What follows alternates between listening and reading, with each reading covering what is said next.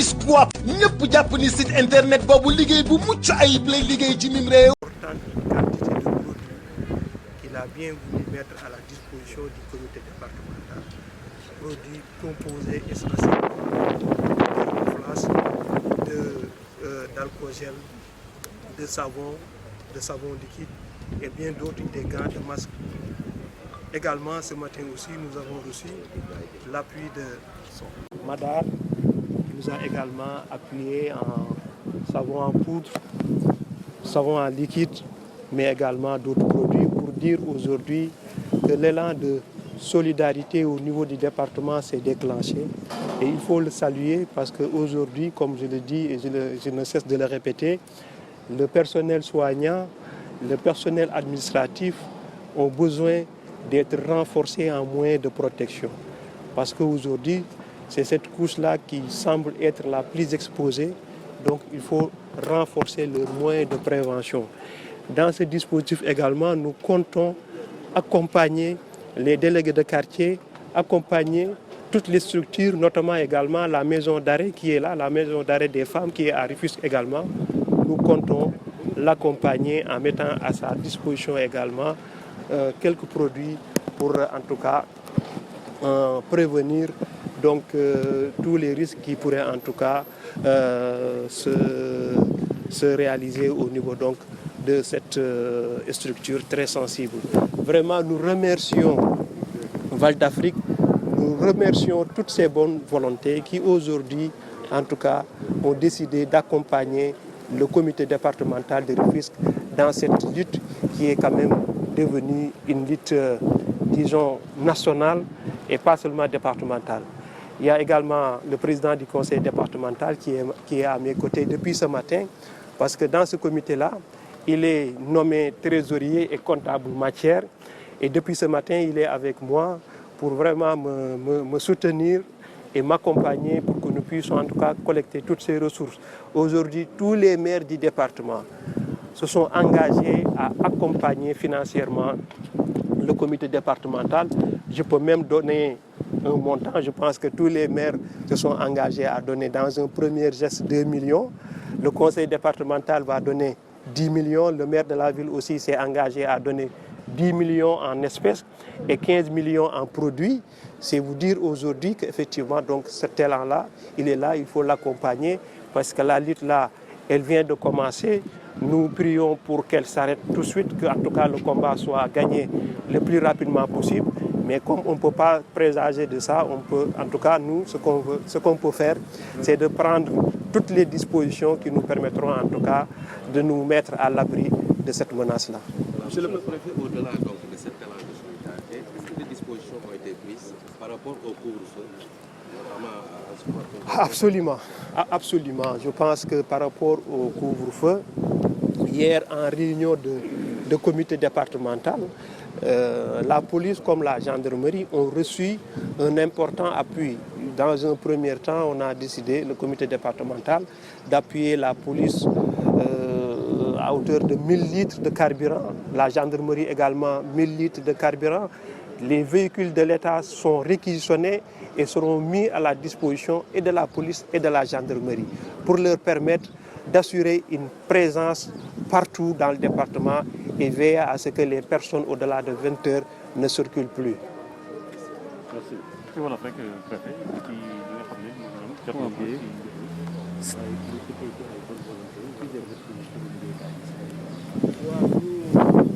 sant tey waa Val d'Afrique yi nga xam ni ñoom ñoo ñu ñëw indil ñu ndimbal li mu nekk ay produits détergents ak alcool-gel ak leneen si jamono bi nga xam ni lii dafa doon loo xam ni lu jafee am la si réew mi ñu sant leen bu baax di ñu xalaatee jàppale comité départemental bu Rufisque si xeex bi nga xam ni moom la ñuy xeex li nga xam ni moo xew si réew mi ñu sant leen si bu baax gërëm leen si baax mais ndimbal li dafay ñëw fekk fi yeneen ndimbal ndax si suba le ministre Oumar Gueye ñëw na indi fi aussi ndimbal lu am solo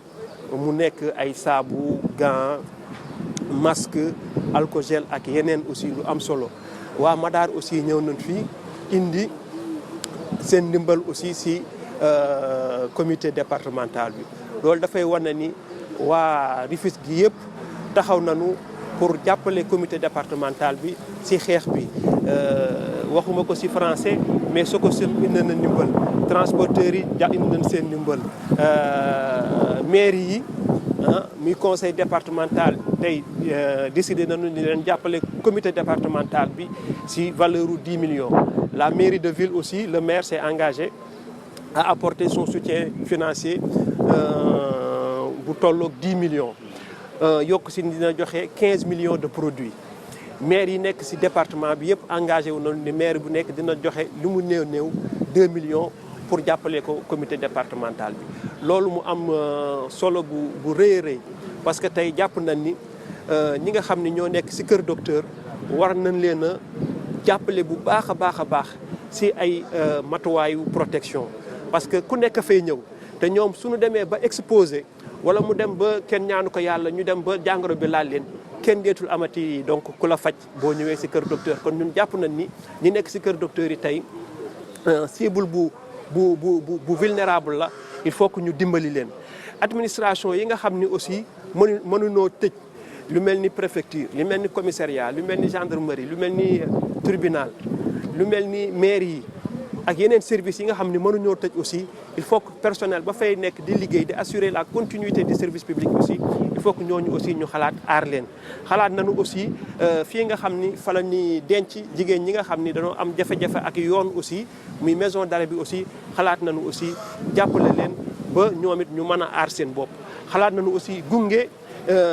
délégué de quartier yi xalaat nañu gunge initiative yi nga xam ni aussi ñoom dañu commencé di développer au niveau des quartiers aussi xalaat nañu dimbali leen bu fekkee ni ndimbal li ñuy xaar lépp jot nañ ko donc ñoo ngi encore continuer parce que aussi réussir nañ tey man ak le président du conseil départemental à ouvrir un compte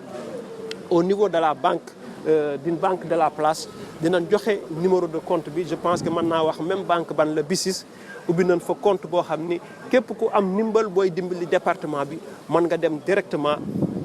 dugal fa li ngay dimbali département bi te incha allah dinañ fexe ba après bu lépp jàllee ñu publier une liste boo xam ni képp koo xam ni def nga ci dërëm dinañ la publier ci liste boobu lépp loo xam ni aussi lu fay génn la ci anam bu leer lay génn amul benn signature rek mënu faa génne benn dërëm sama signature la ak signature président conseil départemental ñaari signature yooyu nanu mën a boole pour man fa génne li nga xam ni moo fa war a génne ñoo ngi leen di sant bu baax di leen gërëm. waaw préfet ci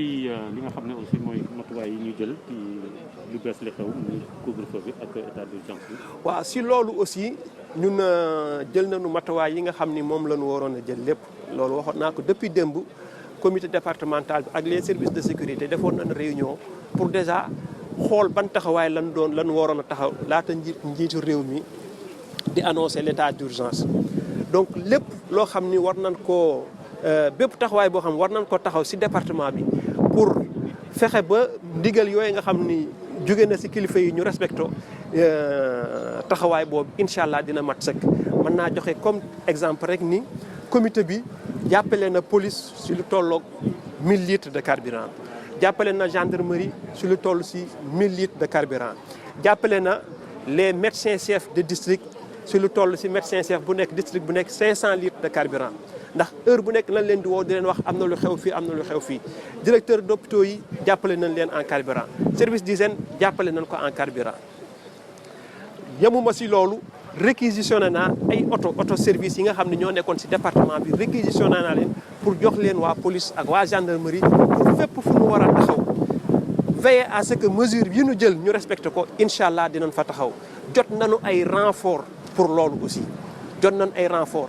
yeneen mesures yi nga xam ni jël nañ ko tamu nekk ay mesures yi propre au département de Rufisque parce que démb waxoon naa ni am na ay mesures yu ñu jëloon mais mesures yooyu dañ ko suspendroon pour xaar kilifa yi ñu joxe en tout cas ñoom orientation yi tey mën na wax ci département bi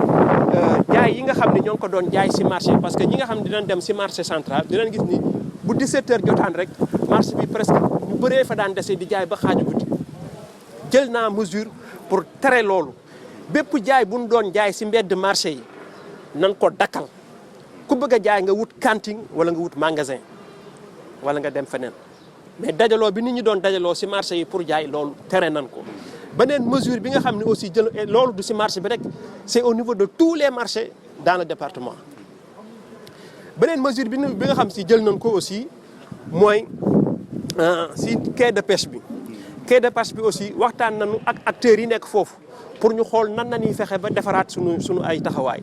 donc mesure bi ñu jël pour quai de pêche bi mooy désormais quai de pêche bi midi la ñuy commencé liggéey ba 6 heures ñu tëj. beneen mesure bi nga xam ne aussi jël nañ ko xëy na loo xam ne lu warante am la mais jamono dina dox ba nga xam ne peut-être contrôle bi demee noonu mooy oto yi nga xam ne mooy transporter nit ñi wax nañ ni deetuñu nangu si benn oto mu am ku amul place ku toog benn oto deetuñu nangooti mu chargé ba fees jël ay nit dugal si biir ñu taxaw loolu aussi wax nañ ko. am na lu ma signalé woon aussi muy fii si wetu juma tukkuleer yi fi nit ñi di jaar ñu wax ni foofu dafa xat nit ñi dañuy buuxante dinaa fa mettre en place benn dispositif boo xam ne mooy réguler nit ñi bu nu bloqué ñii dem benn sens ba pare bu nu paree ñu arrêté ñeneen dugaat ba nga xam si xat bi ak buuxante bi daan tax xëy na nit ñi am lu ragal aussi loolu dina wàññeeku. ma encore une fois ñaan waa Tëngéej ñu jàppale ñu ci xeex bi mooy ñu nangu consignes yi nga xam ni moom lañ joxe ci dem beeg dikk bi wax nañ ni état d'urgence maa ngi commencé jot ay demande de circulation exceptionnelle ma wax ni man fii ci Tëngéej demande yooyu comme ni ñu koy waxee c'est à titre exceptionnel et dinañ veiller à ce que képp ku ñu jox autorisation de circuler à titre exceptionnel mu doon koo xam ni ku ko yayoo la na nit ñi toog seen kër loolu mooy en tout cas le principe ki nga xam ni amul la itte bu ñor farata bu ñor mu toog këram loolu on veillera à ce que cette mesure là soit respectée. li ci des aussi mooy vraiment aussi ñuy ñaan aussi vraiment presque vraiment gis nañu liggéey bi ngeen di def boobu ba léegi ci gungenu ñoo ngi leen di ñaan ngeen continuer ko aussi ci sensibilisation bi ci delloo message en tout cas lépp loo xam ne war nañ ko def pour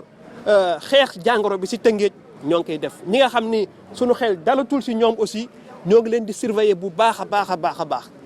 parce que am na ñoo xam ni